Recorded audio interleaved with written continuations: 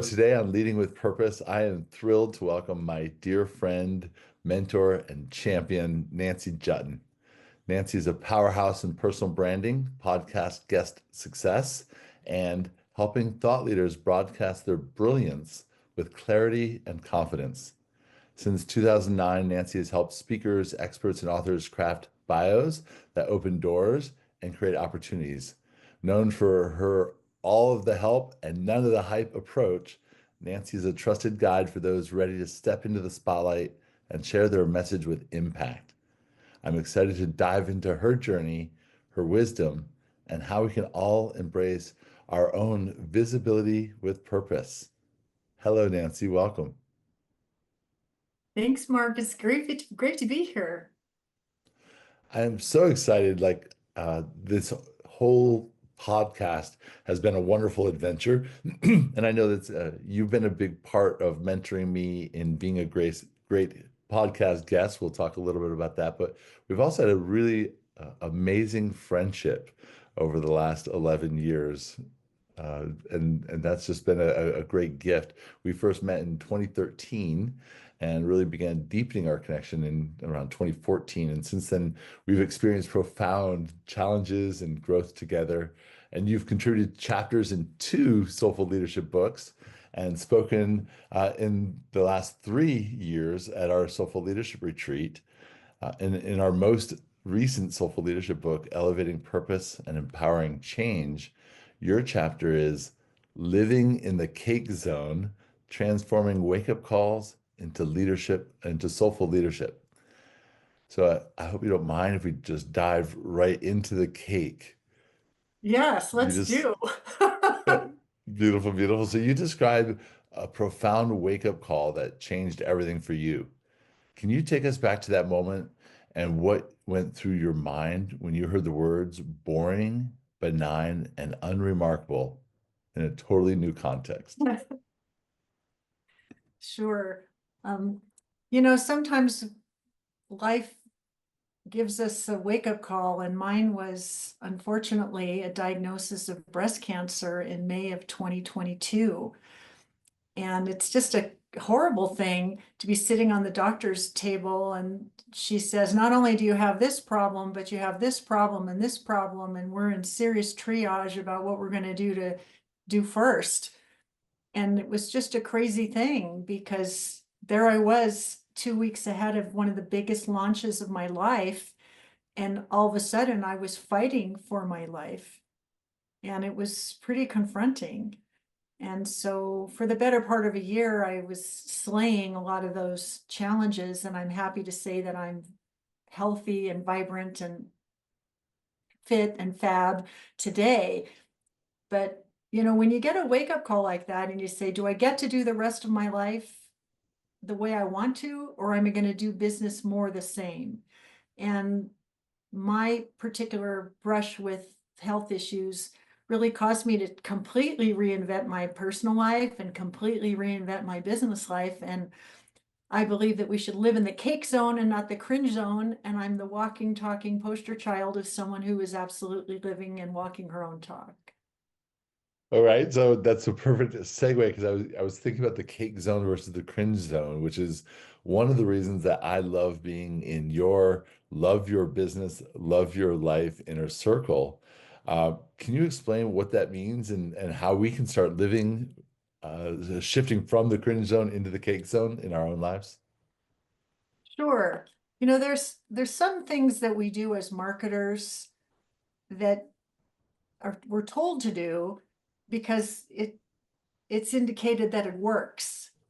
But if you find yourself doing these things and feeling misaligned or incongruent or just plain old quote unquote icky about it, I think we really have to lean in and say, is this really the method that we want to pursue to grow our business in a way that feels right for us? And so, as I mentioned, I was just preparing for this big, huge launch, and I had 1,250 people signed up for my 5-day challenge. And did I suit up and deliver the goods and make it happen? Because that's what professionals do. Yeah, I did. And did I enroll people into the thing I was inviting people to do? Yeah, I did. And did I deliver like a pro? because that's the way I am. Yeah, I did that. But when it was over and I had this prospect of, do I want to do that again? The answer was a clear and decisive, absolutely not. Hmm. No, I don't want to do that again. It's just not for me. So for me, that was cringe. And so what is cake? Well, what is the equal and opposite of going after lots and lots and lots of people all at once in some kind of a enrolling event? The opposite of that is to reach out to amazing, awesome people that you admire and respect, and having real conversations that lead to opportunities to extend genuine invitations that could be of great service. And so that was really what it is that I decided to do. I had this beautiful program, Love Your Business, Love Your Life Inner Circle, and I just didn't think it was going to fail by making a big, huge event of it. I wanted to have a more intimate approach, which would match the more intimate nature of this particular offering. And so that's exactly what I did. And I enrolled the most perfect people into the program, and 75% of them are still in the program over a year later, which indicates to me that people are happy and satisfied with what's happening and how we're working together and the results that they're getting. 75% retention is meaningful, I think, in our business. So cringe for me was going big when being intimate and connected would be more aligned and congruent with who I am and how I want to serve and the difference that I want to make. Well, I'm one of those 75%. And again, it is really about how we create community, and what it means to love your business, love your life. And the idea that you created what you called the anti-launch, to really fit in alignment with how you wanted to show up and how you wanted to do things. And it's such a great example that there are so many ways to partner and to collaborate, but uh, you don't want to try to squeeze a square peg into a round hole. And as you always say, if it's not a fit, don't commit. And that goes for even creating a strategy. If the strategy isn't a fit for you, it's not the right one. I 100% agree. And I also think that what happens is, I mean, I don't mean to hound on this, but if you're lucky enough to get a second chance at your life, for me, this level of clarity that came to me about how I wanted to show up. I mean, honestly, I think before, I was a little reticent to show up in my full uh, brilliance. All my foibles, missing pieces, I would want to hide them. But I'm much more unbridled today than I've ever been. I'm much more um, confident about who I am and how I show up. I don't make apologies for my quirky nature. I figure, why not just let my freak flag fly and show up fully and fully expressed? And that means that I'm not a karaoke singer teaching some standard method that's been taught a million times before. I'm an original creative entrepreneur attracting original creative entrepreneurs who are like-minded and appreciate what's special, different, and preferred about me. If you mentioned the whole boring, benign, and unremarkable, if you've ever had a medical test and you get this result, it's cause for celebration. But if you get this result and that's how you describe your life as boring, benign, and unremarkable, well, that's not a good outcome. And so, we moved to a whole new city. We changed the kind of house that we wanted to live in. I released 40 pounds and I'm in the best shape of my life. I make time for friends. I have white space on my calendar. If you're going to say you're going to love your business and love your life, and you're not the walking, talking poster child of what that is, well, then shame on you. But I am living in full color and without apology and loving all aspects of my life and feeling really good about success on my own terms. You have dropped so many little seeds and Easter eggs that that I want to share about kind of the evolution of Nancy Juetten, especially over the last 3 years. Each year, you've done a talk at the Soulful Leadership Retreat in the afternoon of day two. It's very inspirational, and it's about this conversation about how we're blending our work and our life. Um, and this past year, just month ago, it just seems like such a weird time warp there. You did a whole talk about being your own wizard that was inspired by Wicked. And in your talk at the Soulful Leadership Retreat, you connected the story of Wicked to stepping into your own power. So I'm curious, how can we stop waiting for someone else to grant us permission and start being our own wizard? Ugh. Well, first, I want to say it's been the distinct honor of my life to grace your stage 3 years in a row. And the first two talks were standing ovation talks, deeply personal about the health journey and what I learned from it. And this third year, I think was really a great big breakthrough because we didn't really talk about any kind of health breakthrough. We just talked about letting your freak flag fly Hmm. and greenifying ourselves and letting ourselves show up fully. And it was just such a high to deliver that message, especially on the heels of this blockbuster musical, which has touched the hearts and minds of tens of millions of people. There are Uh, still about 10 or 20 people that may not have seen it. So maybe oh, you could summarize people. this message of what that means to be your own wizard. Like, we don't want to do a spoiler alert. If you haven't seen it, go see it. And So this won't what I ruin the mean by message. that, I'll borrow another. What it means to be your own wizard is sometimes we're waiting for some icon of influence to send an email on our behalf that's going to put us on the map. Or we're waiting for some influencer to hear us on a stage and pluck us off of the stage and say, you're the amazing person we've been looking for all of our lives. Or you're doing a one-woman show and you're thinking that somebody's going to find you and that the whole world is going to turn on a dime because they found you that day. We're giving our power to other people to discover us, to find us, to give us another chance to be even more brilliant than we are. And I think what my stand is be your own wizard. Don't wait for someone else to open the door. Open your own darn doors. Blaze your own trail. Take responsibility for the message that you most want to deliver and the conversation you most want to lead, and step into it fully because somebody needs to hear it, and you don't need to wait for somebody to give you permission to do that. And I think that the more along the lines of our age and wisdom that we grow, the more unbridled we become. I mean, I don't have time to waste trying to mold myself into somebody else's vision of what success looks like. I'm going to pursue success on my own terms in an unbridled manner, and I'm not waiting for someone to show me the door. I'm going to walk through that door myself, and I think that others should do the same. And I'll be honest, I'm one of those people who has waited for the knight on shining armor. We always called her Oprah. It was everybody's big vision. Like, if I just get on Oprah, my message will be out there. I'll make the impact I want, and I'll make the income that I want, and it'll change everything. And it's very interesting because one of the things you're known for is being a great champion for your partners and your clients. And so it's very interesting to hear you, saying, yes, I can be a great champion, but nobody's going to be a greater champion than you can be for yourself.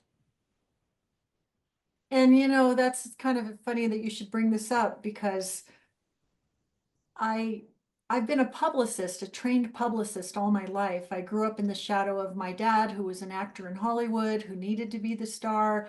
I know what it's like to amplify and promote people that are bigger than I am. I'm very comfortable in that role, and it comes very naturally to me. And yet, when you decide to help your own star rise with the message that is the most important to you, I think that's been a really big shift that I've been able to make as a member of your MetaMind, is to just sort of take responsibility. This is the story I want to tell. This is the message and the flag I want to carry. I'm not going to wait for somebody to give me permission. And I just have a feeling that this be your own wizard idea is something that's going to take flight as we all hop on our own brooms and accomplish more things together that are less formulaic and a little more original, a little bit more creative, and perhaps more memorable. And that's kind of the space where I want to live in at this particular stage of my life. And that's a huge shift, and it's been again just beautiful to watch this ever expanding evolution of Nancy Juetten since we first met in 2013 when you were wearing your doctor's robe, and 2014 was with the robe. But uh, one of the big takeaways from Wicked is really the idea of rewriting the narrative about who we are and what's possible. I'm curious for you, what limiting stories did you have to rewrite to step fully into your cake zone? And how Hmm. can others begin to shift their own perceptions? Oh, that's such a good question.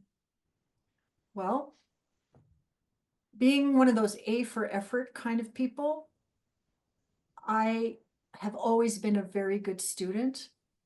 And if there was a limiting belief that I wish I could go back and unpeel, it was that I had to start with low ticket offers and circle the drain that way for an extended period of time before stepping into a more premium way to be of service. It's just as hard to sell a low ticket item as it is as a high ticket item. But when you sell a high ticket item, you get to work with really cool people that are happy to make the investment and are ready to do the work and take responsibility for their results. And that's been a big shift for me, you know. Don't circle the drain with low ticket offers. Go with a high ticket offer that you're super excited about, that you would personally invest 10 times the value to get the benefit yourself. Because when you feel that way about your high ticket offer, you're unstoppable in wanting to talk about it. And you can attract the right people to it who are glad and honored to be a part of it. So that's a big cake piece for me, where cringe would be the low ticket. Other cringe would be too much complexity when I prefer a much more simple model. Another thing that was cringe for me is this whole I have to go to millions and millions and millions of people versus maybe there's a treasure box of amazing people that I get to work with and go deep with and serve, as opposed to submitting myself to this big, huge audience. And that's not to say that I can't do it, because I've been on television multiple times and I can certainly speak on a stage and have confidence and poise in delivering a message. You've seen it several times. But I think what happens for me is my nervous system gets assaulted by all of that noise. And it's just not where I want to live day to day. So if you have a choice, are you for the many and not for the few, or are you for the few and not for the many? That was first said by Rhonda Renee of Divine Navigation, and it hit me squarely between the eyes. And I have been repeating it ever since, because not everyone is destined to have a massive business with a massive following and the zeros and commas that are associated with that. You can have a great life and a great business working with a boutique collection of treasured people who love you and you love, where the transformation is very real. So those are just a few things that were cringe for me that I've turned into cake in my current iteration. I love that. And it goes back to what you were saying earlier about having an aligned strategy. For me, the strategy is just a piece of it. There are all different types of marketing strategies, and it doesn't really matter too much which one you go with, as long as it's aligned with who you're being in the process. I just want to say this about alignment. I mean, those people who know me for any length of time, maybe I'm more right brain than left brain. More less woo than more woo. You've heard these expressions before. I think the very first time I heard this word alignment, it kind of went way over my head. I'm going, what are they talking about? Alignment, alignment. I don't get it. I I get it now. I definitely get alignment. And so if anybody's watching or listening to this and is wondering alignment, you're resisting alignment, you know that it doesn't fit when you feel sick doing it. Or the people that you're hanging out with aren't the people you want to hang out with. You wouldn't cross 4 lanes of traffic to go buy somebody a cup of coffee. If you don't feel aligned and connected and attracted to whoever it is you're going after, alignment is missing. And you need to listen to that and do the opposite. Mhm. Absolutely. To me, that it is all about alignment, which starts for me with being able to discover who you are, and not try to fit into somebody else's box of who you are or what makes you happy. And even the whole strategy thing, it all comes back to like, what is the life that you want to live? And then being able to create a business that supports that instead of the other way around. Well, since you brought up that a life that you want, this is very fresh and new. All my life, home has been so important to me. And we grew up in very modest circumstances, and the house that we lived in was not beautiful, and it wasn't well appointed, and it wasn't full of designer furnishings, and it wasn't even in a very nice neighborhood. And I remember growing up in this environment and thinking, I don't feel very good about where home is for me. And someday when I have a home of my own, I hope that it will be beautiful and well appointed and full of beautiful things that will make me happy. And so I've been on this journey of buying homes and outfitting them and watching all the home and garden shows all these years. And, we had this gorgeous home with the beautiful furniture and the whole shebang and all the rest of it and all the maintenance that goes with it.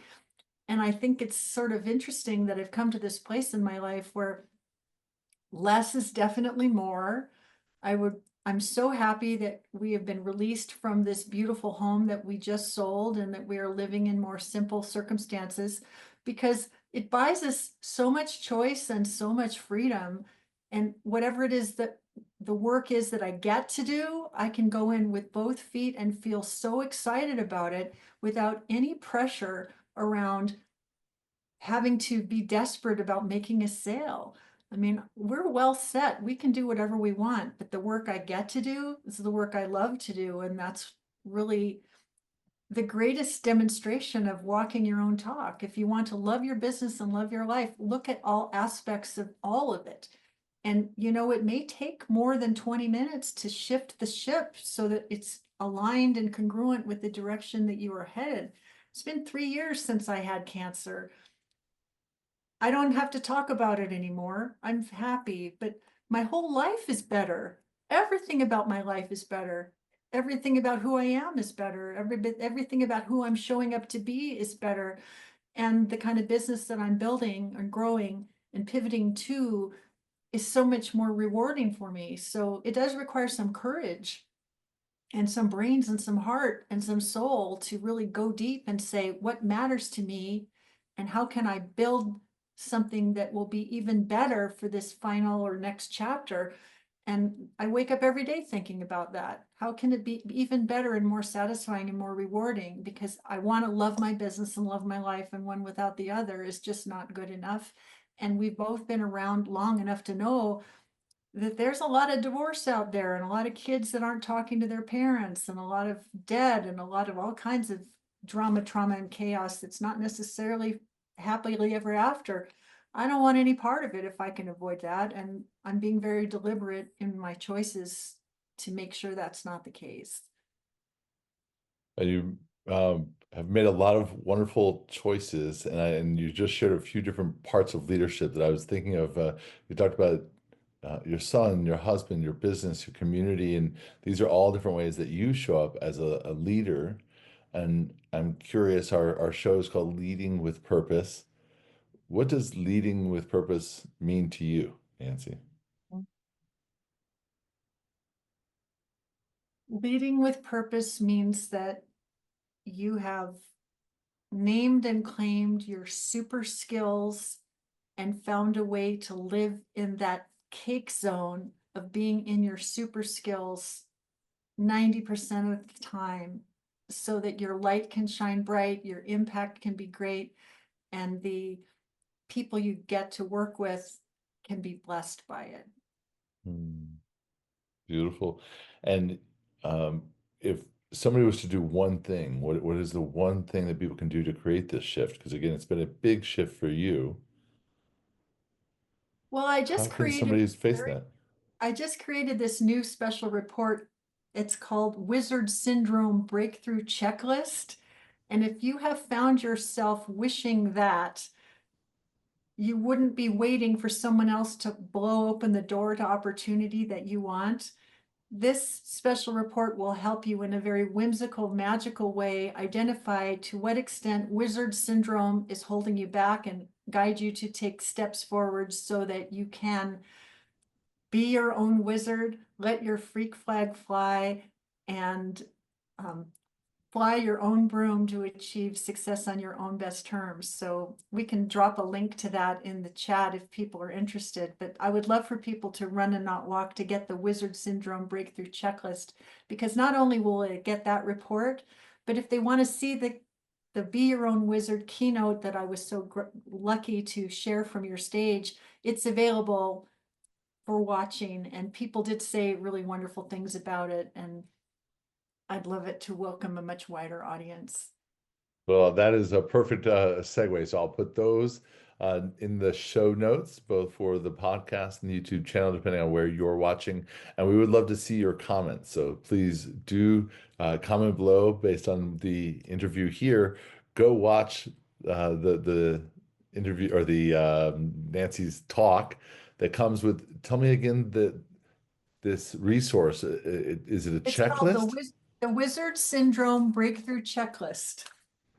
And it's brand new, hot off the press, and I'll get you the link for it. But it basically helps you figure out whether or not you are a victim of wizard syndrome and what you Mm, need to do to step out of it so you can, as I said, fly your own broom, let your free flag fly, greenify yourself, and just be unbridled in the way that you show up, because we don't need more karaoke singers doing the same thing out there in the marketplace. We need people that are doing unique, powerful things that create powerful transformation, and we're all capable of it if we just unleash our things that we might be fearful of concealing. Don't mm. conceal your magic, release your magic.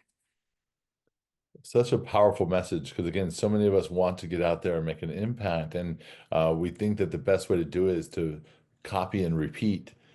But what you're saying is no, find the uniqueness in you. And while other people might shun that, the more you bring it out, the more that's what makes a big impact for other people's lives and for yourself to find that joy and peace. And as you say, grace and pace, or the other way around. Pacing and grace, that's the other thing. Hustle and grind or pacing and grace. I would much prefer to live in the pacing and grace zone. It's just more aligned with where I am in my life. I would also just say one more thing is success does leave clues. There are people that are succeeding on a very big level, and we're smart to study the people who are succeeding in a big way. And in the beginning, follow the rules and learn the basics and build a solid foundation. But if you've been at it for a while, which I have 24 years, I've sourced the courage to break rules and feel great about it. So, everything comes in its perfect time, just like fine wine. And Mm. that's where it is for me right now. I love that. Again, I feel so full and complete with the like fine wine because this is where we are. It's such a delicious place, and I'm so grateful to be on the journey with you. And there's so much ahead of us on this yellow brick road, but I just feel like we've already achieved so much together just in the experiences. Well, and I'm so grateful. None of us succeeds alone. And when you find people on your journey that you feel like you should be journeying forward with, look after those people, champion those people, advocate for those people, care about them personally. I mean, you're a gem in my life. There's reason, season, and lifetime. I really see you as someone who's going to be in my lifetime forever. And that's the way I treat the relationship. And I'm believing that that's what's going to happen. Mhm. I'm definitely with you on that. Again, so happy to just have these conversations with you and really grateful to be able to share them with our audience here at Leading with Purpose. Nancy, any last word before we say goodbye? Well, thank you so much for having me, and I'm congratulating you on making podcasting an important part of your own visibility strategy. And I wish the show nothing but amazing escalating success. Thank you so much. And again, that is a big specialty of yours. So if you are somebody who is an aspiring guest, podcast guest, or even a podcast host, please drop comments below. We would love to hear from you, and you'll definitely want to connect with Nancy. Thank you so much, Nancy. I love you so much and so grateful to be with you. Thank you. It's my pleasure. Bye for now. Thank you for joining us on this episode of Leading with Purpose. We hope today's conversation has inspired you to lead with purpose and make a meaningful impact. If you're ready to discover where you stand on your leadership journey, I invite you to take the Soulful Leadership Assessment. It's a powerful tool to help you align with your leadership style and your true purpose.